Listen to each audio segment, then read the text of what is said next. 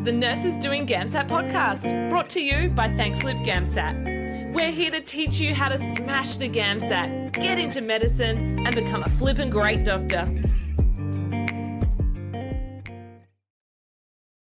Welcome back, everyone, to the Nurses Doing GAMSAT podcast. Dr. Tom here, founder and CEO of Flip, and I'm joined by our amazing applications experts, Amlan. We did a podcast last week together. We're doing another one here today. Welcome, Amlan. Thank you so much for having me back. Last week was very fun. So excited to be with you guys again today and discuss some non-GEMSAS unis. Yes, we're going to go a bit deeper into the applications process. And if you guys haven't listened to the previous one, you probably should. And the one before that, episode 18, talking about the general process of applications. We go into a lot of depth on covering across all those 3 episodes. But so before we jump into it, Amlan asked me an interesting question before we started, and he asked about what TV shows I'm watching. Now, this is a bit of a tangent, but I think it's kind of fun, so I thought I'd chat about it. Now, occasionally, I struggle to find a show that I enjoy. I find that I've got Netflix, and Marie's, I think she likes to binge. She's got stuff on there, but I'm like, I can't find anything. And then we found one recently that Marie and I both agree on, well, reasonably. It was one about, I can't remember the name of it, but it was this detective in the White House. There was a murder in the White House, and it's this murder mystery thing where she's trying to figure out who did it. And it was kind of a funny show by Shonda Rhimes. Yeah, she makes good shows. Yeah, it was a great show. And then just recently, Marie's like, oh, there's this show called Rhythm and Flow. And it's essentially about, I don't know what platform it's on, but it's essentially about these up-and-coming rappers and hip-hop artists in America. And you've got these famous, Ludacris is one of the judges. There was Busta Rhymes. And I grew up listening to that stuff. You probably can't tell, but I grew up listening. I'm just going to nod, smile and nod. Yeah, that was like the stuff. It was Western Sydney, right? So southwestern Sydney. So it was like all hip hop and rap and stuff. And so seeing these guys now, and then there's up and coming artists, and I was like, it's really inspirational stuff. Like, obviously, I'm not out, rhyming and rapping and stuff, but the general message behind it is really inspirational, really cool. Where people are, and it resonates with medicine and what you're doing here, where people want to make a better life for themselves. They want to achieve their dreams, and there's all these obstacles in their ways, and they need to grow and expand their abilities and their skills, and really be passionate and focus on what they're doing, and be quite obsessed about it, and just improve their skills.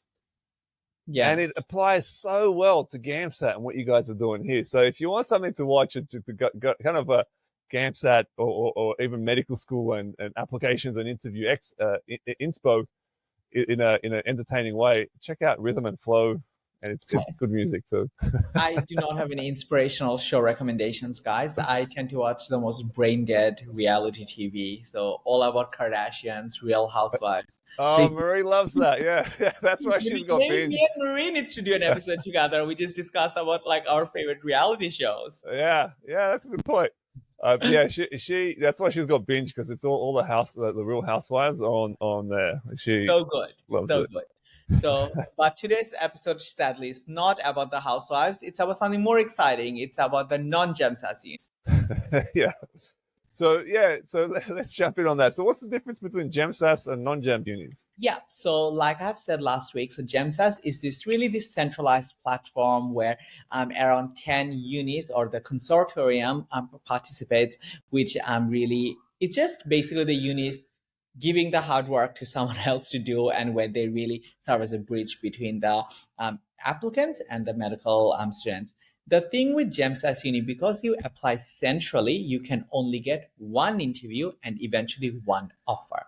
So that's where the non-GEMSAS unis participate. So if you're really applying to graduate entry medicine in Australia, don't just stop at GEMSAS. Some of the most competitive or even arguably desirable schools are outside the system. So with those ones, you have to apply separately. I have received an offer myself from both the GEMSAS. So my Notre Dame offer was from GEMSAS, but I've also received non-GEMSAS application offer, medical offer from Flinders. So I think just receiving that non-GEMSAS offer really gave me more of that choice to see what I would like. So Yeah. really recommend looking into both. Amazing. Yeah, this is where it gets exciting. This is where people end up getting multiple interviews and multiple offers. Like Yeah. last year, one of our boot campers, Holly, she ended up getting 3 interviews from Wow. three different medical schools, and then got offers from 2 of them. And That- so it's a great position to be in. And this is where the non-GEMSAS schools come in, where you can get offers from them individually, right? Yes. So yeah, so let's talk about which of the schools are the non-GEMSAS ones. So there is 3. So these schools manage their own applications and don't go through the GEMSAS portal. So you have to apply separately, pay separately, and could eventually get an offer separately. So the key non-GEMSAS unis are University of Sydney, based in New South Wales, Flinders Uni, based in South Australia. You have University of Tasmania in Tasmania, as well as the Monash graduate entry. However, with the Monash graduate entry, that one is not as accessible because it's only for Monash undergrad. So if you are someone who has Monash as your alma mater, like definitely that's you need to apply to. Yeah, so that's not fair for Monash, my opinion. Yes. But that's a whole podcast episode on itself, ranting about Monash and the monopolizing of their. Yes. We'll leave that for today. So we're going to skip Monash, and if you're a Monash student, you probably know more. You can probably find out a lot more about this from your medical school, and find out. I mean, on our website, we've got information for you there as well. So we have a website that goes through the application process for each of the medical schools individually, and then we also put them side by side so you can compare them really easily. And I'll put a link in the show notes for you guys to get access to that. But let's jump in and let's talk about the other. Actually, why don't we talk about the requirements of the schools, of each of the schools, and kind of go through that? Yeah. So I think in terms of GEMSAS and non-GEMSAS, they tend to have similar or overlaps in terms of the requirement. They still need the GAMSAT. They still need a competitive GPA. They still have like some, I guess, quotas for certain applicants, such as rural applicants, Indigenous applicants, and they usually need an interview. But there is some exception. I'll talk about that shortly. So it's still very similar process. Maybe we can start by talking about Flinders, as that's the uni that I went to, that I did my undergrad in. So with Flinders, so they have their cutoff for their GAMSAT really depends on a few things. If you are a Flinders graduate, so there is a lower cutoff. It's around 64, 65. In recent times, if you are someone who is on a from a rural background, or if you are on a humanitarian visa, there is a lower cutoff as well. But if you're a non-Flinders graduate, the score tends to be through the roof. Like it's like around 75. So there's a huge difference between a Flinders grad and non-Flinders grad. As a result, most of the seats for their postgrad program tends to be given to people who are from Flinders. Yeah, so that's an interesting point. I mean, we kind of talked about Monash monopolizing their position. Yeah. And Flinders are the only postgraduate medical school in South Australia. So I think that's their kind of reasoning for that is like, hey, we want to attract other locals to then do their medical degree here and then stay here as doctors, and that's kind of what they do. But they do kind of, like you mentioned, people who are humanitarian visas and etc. That they're trying to be as good as they can be and help people get in.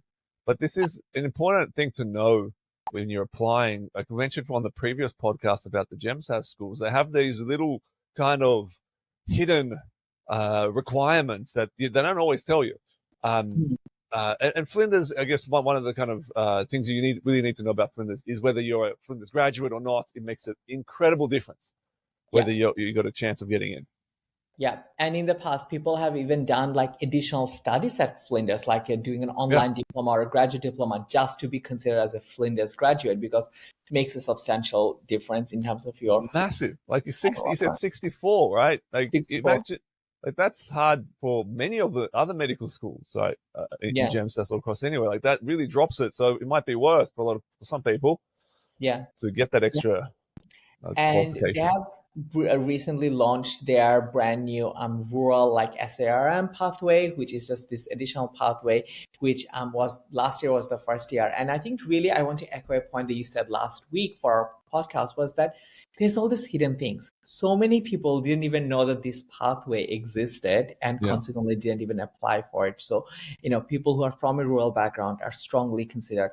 If you are someone who's from Northern Territory, there's a different pathway that's provided to those applicants as well. So that's run through Flinders, but it's a conjoined program in Darwin. So that's something to look into as well. Their rural stream, they do your third year entirely in a rural South Australia location. And as someone who's from South Australia, I would say, beautiful places like some of the rural areas there is amazing. And Flinders in itself, it's really a beautiful campus. It's nestled in like the hills. It's a very pretty campus as well. Yeah, is it in Adelaide or is it outside? It's in Adelaide. It's in Adelaide. Yeah. I've never been to Adelaide or South Australia, but I hear it's what do they call the city of churches? I don't think that's like we have stopped referring to ourselves that way. Actually, one of the rebranding. As the minister has said, like the minister has actually stopped telling tourist companies to stop promoting us that way. I don't think that's how we want to be promoted. So Right. we're going through it. What's the angle now? Wine, like we have Boris the wine. They've gone from the church-loving people to the exact opposite. Wine. Yes, well, maybe it's the same thing. That at mass, a little bit of red wine. And, Exactly. Why not both? So, and it's like I always say, South Australia is for people who like a bit more of a laid-back lifestyle. You have so many beaches that are all like 10 to 15 minutes from you. Like I think from my place, there's like at least 3 beaches that can go within like 15 to 20 minutes. So it's much less chaotic than big cities like Sydney. So I really recommend people, look at Flinders and look at South Australia as a potential place. Yeah. And it's something else for South Australia that I want to note is that they do have an interview, but it is different from the MMI. Okay, so they have a panel. Dr. Tom, in your opinion, what's the main difference, would you say, between a panel and an MMI? Yeah, so I've done both as well. I've done a panel and MMI. The big kind of, they both have their pros and their cons. And one of the big advantages of a panel is that they can get to know you more effectively. You can go on a bit of tangents. If you can, they can get to know more about you as a person, spend a bit more time. They tend to be not as strict. They have a guideline of things they need to cover. They have a rough kind of timeline that they need to get through. But if you go on tangents, if it goes really well, or if you want to build more rapport with the interviewers, you can do that in a panel because there is a bit more of a flexibility there. The downsides, I mean, you can't do that in an MMI because it's just like you got 5 to 7 minutes, bang, bang, bang, straight. They don't even interact with you in an MMI. There's no interaction whatsoever, but in a panel there is. The downsides of a panel is if you're not good, if you're not really good at that, or if you mess up at the start, or if you don't get along with one of the interviewers, or if it goes badly at one point, you can't kind of restart. With the MMI, it's a clean start with every single one. So there are pros and cons, and you just kind of, if you know what type of interview you're likely to get, or if you get to the point where you've been offered an interview, you really just got to hone in on what are the advantages of that type of interview, and practice for that.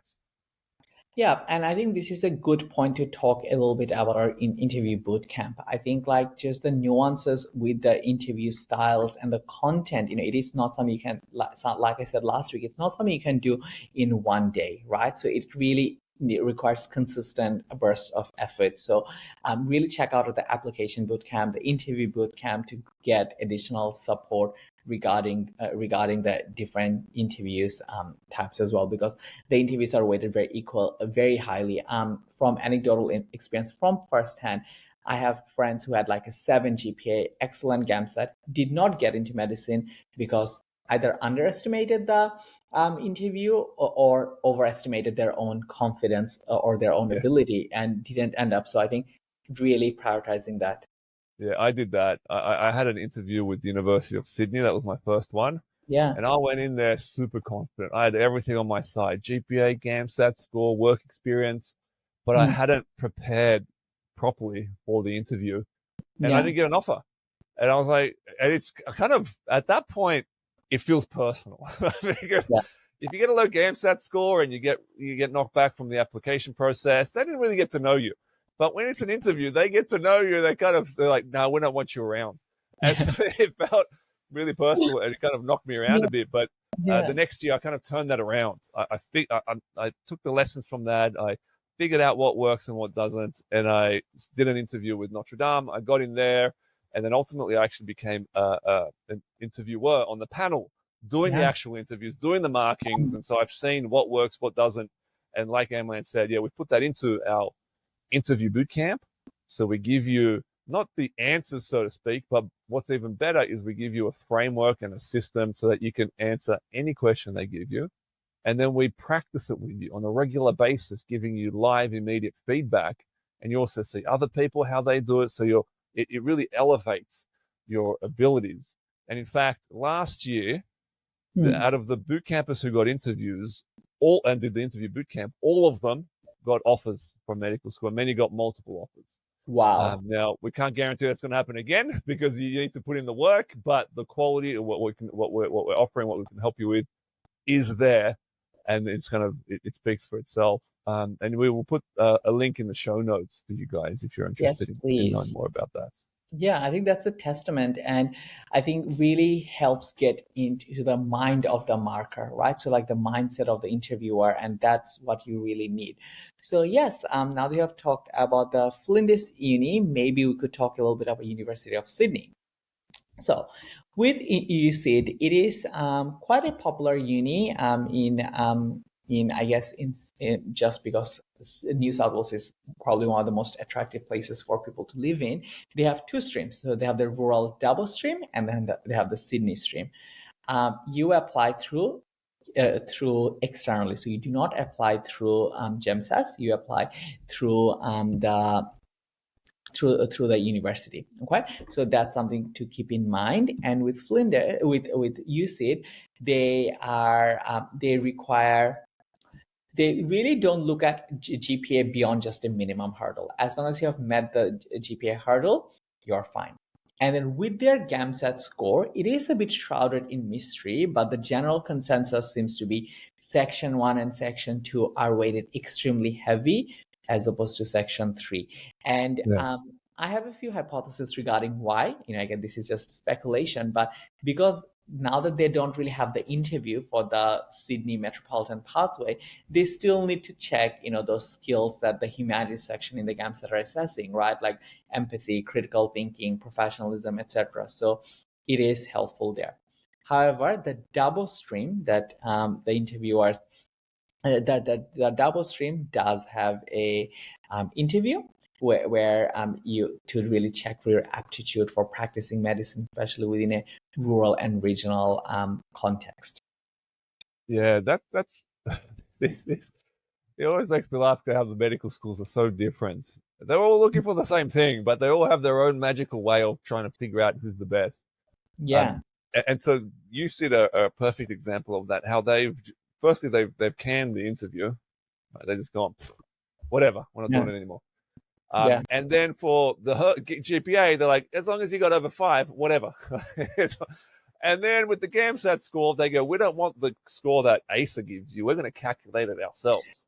And so essentially, like you said, they really drop the significance of Section 3. They don't just leave it; they drop it. I mean, this is kind of what people have tried to kind of figure out. We've got a bit of a consensus is that they drop the significance of your Section 3, and they keep Sections 1 and 2 kind of as they are. And so, what this means is if you've got a low Section 3 score and you've got a high Sections 1 and 2, this is probably a good place for you to apply.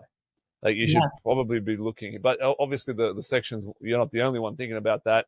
And so your Sections 1 and 2 have to be quite high in the 70s, at least, to be in a good position. What's funny And that is, makes sense.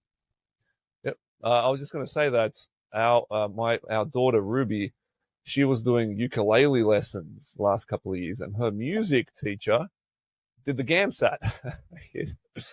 And he's a really clever guy. He did I think an honors in theology and something else. So he's really strong in sections 1 and 2, and he ended up getting into USyd by this very nature of this kind of process, and we kind of helped him along there. Just on a Yeah.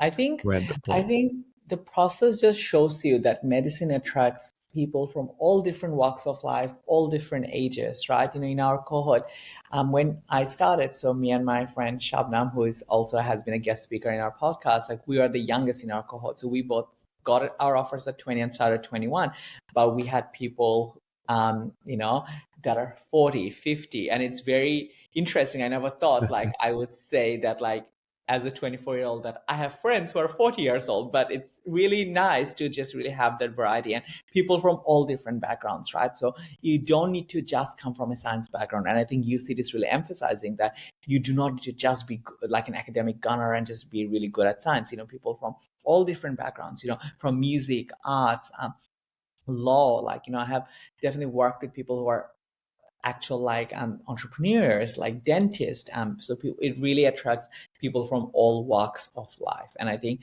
this podcast also really shows that variety and the diversity that we have. Yeah. Amazing. And then the rural pathway is really important here as Hmm. well. Do So you with want to the kind of talk to that a little bit? Yeah, so with the double stream, there's a few differences that the general pathway don't have, right? The general pathway, there's no interview, there's no personal statement. The double stream or the rural stream has both. So you need to write a personal statement, really articulating why you're interested in this particular program, why your interest, strengths, and intentions for practicing medicine in those underserviced, disadvantaged areas. So that's something that they assess both through the interview as well as through the personal statement. So that's something that can make or break whether you actually get a final offer through the double stream. Yeah, we cover personal statements, and we mentor you on that in our applications bootcamp as well if you want help with that. But yeah, because this is, again, it gets exciting here because you can have multiple offers. Yeah. You can get one from the double stream here at Sydney. You can get one from the GEMSAS medical schools, maybe from the Flinders. If you're a rural applicant, it gets even more exciting. Right, so there's so many options here. Yeah.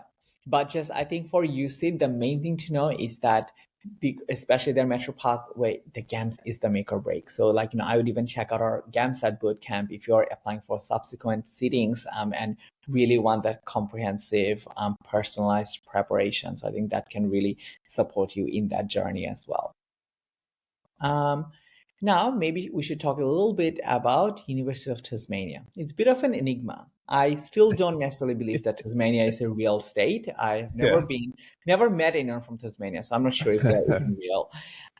They look at the GAMSAT and the GPA, and they also have their written application structured interview. So, in terms of so the GPA and the GAMSAT. So it's ranked by combining the unweighted GPA and the overall GAMSAT score. So they have UTAS is a bit funny because they only popped up like 3, maybe 4 years ago max. Yeah. And they're very small cohorts, very, very small, and they really favor local Tasmanian applicants.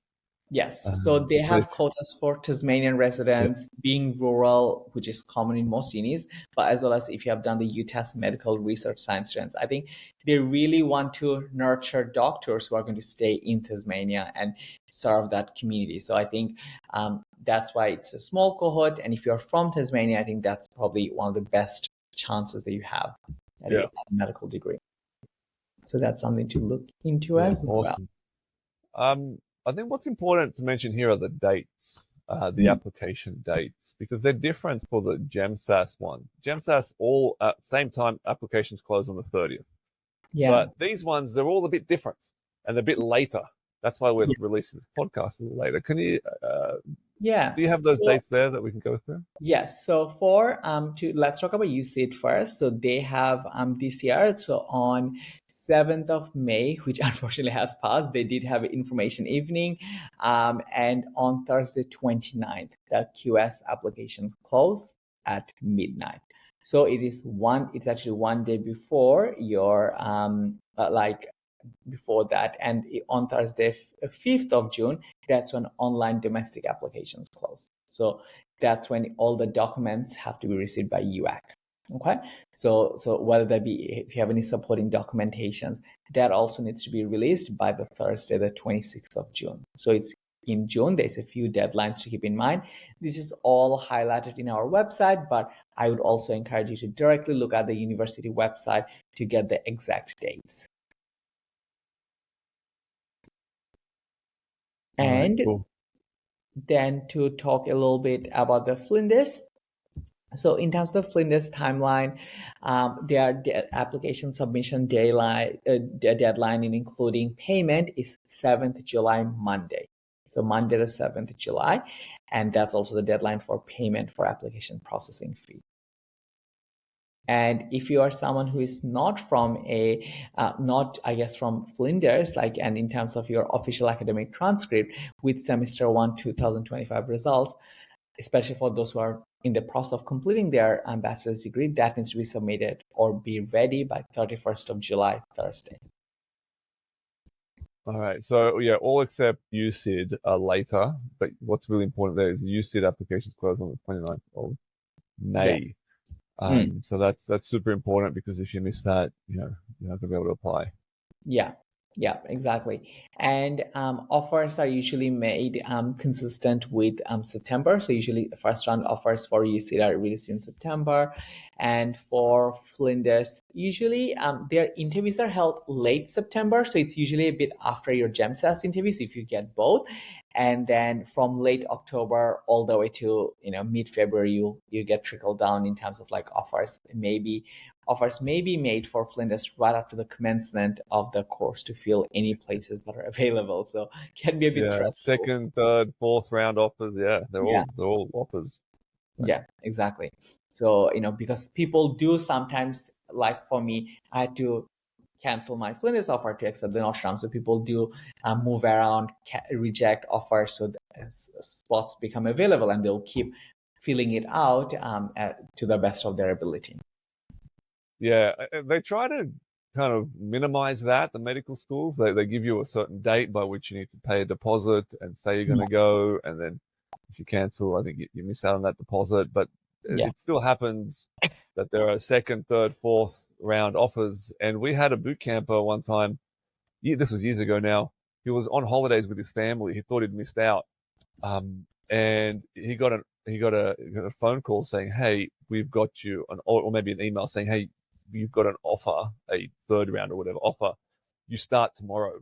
And so he's got 4 kids. And so he packs them in the car and drives overnight back to, I can't remember, I think it was University Notre Dame that did this, and drove back to Sydney to get to start the next day. A rare outcome, but it does happen at times. So, there are the first round offers and second round, etc. Sounds like a Notre Dame thing. We love doing things last minute, so that I wouldn't be surprised by that. Yeah, but that's I mean, an offer's an offer. That's fantastic. He's now, that was years ago. He's probably well into his practice as a doctor now. Yeah. All right. Is there anything else that we need to cover for the GEMSAS, non-GEMSAS schools? For the non-GEMSAS unis, I think the main thing to consider is that consider these schools even if your GAMSAT isn't ultra high, just because places like Flinders do tend to prioritize those with strong GPA rural background, and this just gives you a second shot, right? So if you have a high GAMSAT score, USyd is a great shot, whereas many other unis would tend to have the interview and the CASPer and all these extra things, a high GAMSAT score may not oftentimes be enough. So really apply. And I think if you want to, let's say that you're limited geographically, you have kids and you have a family and you can't apply anywhere beyond, let's say, Sydney. So then just having that non-GEMSAS offer is also really helpful. Okay. And in terms of the main things that I really want to say about the non-GEMSAS is that people thinking that it's too hard, right? It's too hard to apply non-GEMSAS. We oftentimes tend to always underestimate ourselves and overestimate other people, right? So I think just giving it your best shot, you have nothing to lose, right? Like just from trying, and you can always learn from the process, in my opinion. Yeah, as I like to say to our boot campers, like the worst case scenario is not that you apply and get rejected. It's that you don't apply, but you could have gotten in. Yeah. That is the worst case. And I mean, every year we have people in our applications and interview boot camp who didn't think that they stood a chance, but they went through the process, they implemented the steps, and they got in. A great example is Ashley Beeman. We did a podcast with her a few ago. She was a nurse from the bush, full of a lot of self-doubt. She struggled with the GAMSAT. And when it was time to apply, she was like, you know what, I don't think I can do this. I'm not good enough. Who am I to want to do this? But she went through our process. She went through the applications bootcamp, implemented the steps, got an interview. And then we helped her, coached her through the interview process. Then she got an offer and she went to Notre Dame in Fremantle, I believe. Amazing. And she's loving life over there now. That's so good. Awesome. So, all right. So just to wrap up, if you guys, you listen to this podcast, you should listen to the previous two where we talk about the applications as well. There's a whole bunch of resources in the show notes for you. And if you want help with this, reach out or have a look at our applications and interview bootcamp. But thank you, Amlan. That was fantastic. Thank you. I know you've got a trip coming up now tonight. You fly off to Korea. So enjoy your trip and we'll see you when you get back. Thank you, everyone, and wishing you all the best with the application process. Hey, I have a cool gift for you, just for listening to the Nurses Doing GAMSAT podcast. We do some of our best work in our Facebook group called, you guessed it, Nurses Doing GAMSAT. It's free to join, and every day we're sharing actionable guides, tips and tricks, and really just how to smash the exam and get into medicine. You can join today by searching Nurses Doing GAMSAT on Facebook. Thanks for listening to another episode, and I'll see you next time.